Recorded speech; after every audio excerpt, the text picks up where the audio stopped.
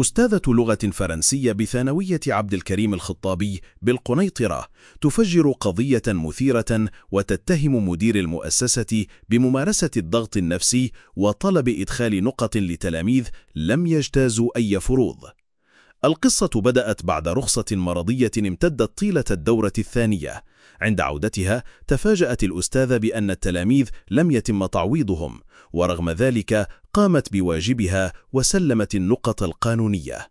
لكن الصدمة جاءت حين طالبها المدير حسب روايتها بإدخال نقط في منظومة مسار لفروض لم تنجز، وهو ما اعتبرته تزويرا ورفضت الانخراط فيه.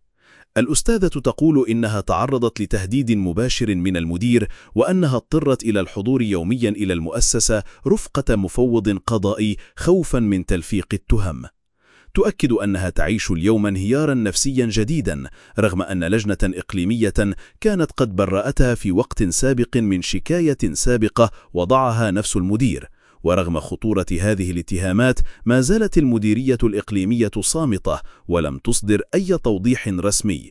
في نداء مؤثر تطالب الأستاذة الغازي بالحماية القانونية وتدعو وزارة التربية الوطنية للتدخل قبل أن تتكرر مآسي مشابهة لما عاشه الأستاذ المرحوم معاذ.